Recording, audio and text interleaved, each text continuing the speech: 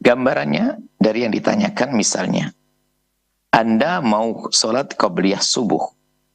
Gambarannya akan buatkan contoh yang habis sholat subuh nggak boleh sholat deh. Yang contoh ekstrim lah. Kalau habis duhur kan masih boleh sholat. Anda mau sholat subuh berjamaah. Anda ingin melakukan sholat qobliyah subuh. Ternyata sebelum Anda melakukan sholat sudah didirikan sholat berjamaah, qomat. Lalu Anda sholat subuh bersama jamaah. Lalu bagaimana qobliyah subuh Anda? Maka jawabnya adalah, qobliyah subuh Anda lakukan setelah sholat subuh dong. Dan ini bukan qadha. Bukan qadha. Siapa yang mengatakan qadha? Karena sholat qobliyah subuh itu dilakukan adalah di waktu subuh. Dan Anda masih di waktu subuh, bukan qadha. Hanya karena Anda tidak punya kesempatan, karena ada jamaah didirikan, maka Anda melakukannya setelahnya. Dan bukan diharamkan. Karena ini sholat rawatib. Yang nggak boleh Anda menyengaja. Anda punya kesempatan qobliyah subuh sebelum sholat subuh.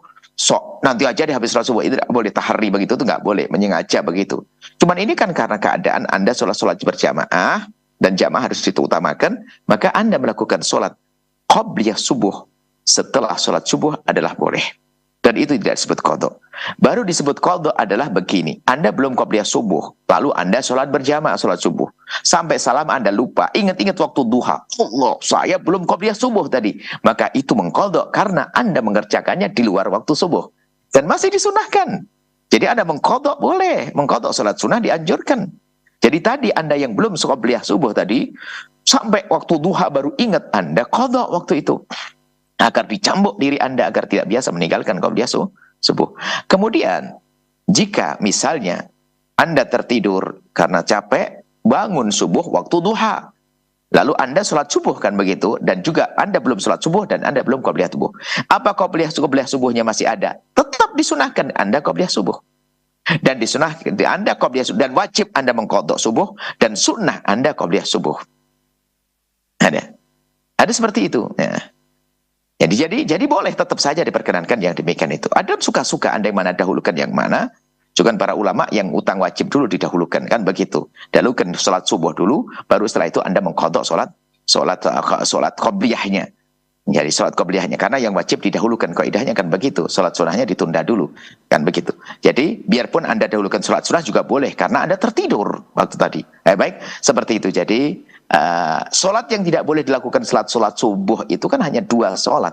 Sholat sunnah mutlak yang nggak pakai nama, atau sholat sunnah yang sebabnya mutaakhir, sebabnya nyusul ke belakang. Contohnya sholat sunnah umroh, itu karena umroh dulu baru sholat sunnah, maka tidak boleh dilakukan setelah sholat asar sama sholat subuh. Selebihnya kayak tadi yang Anda tanyakan adalah sah setelah sholat. Anda qobliyah subuh setelah sholat subuh karena ada udzur tadi, karena Anda ketinggalan, Anda keburu sholat jamaah didirikan, lalu Anda lakukan setelah sholat subuh. Boleh seperti itu.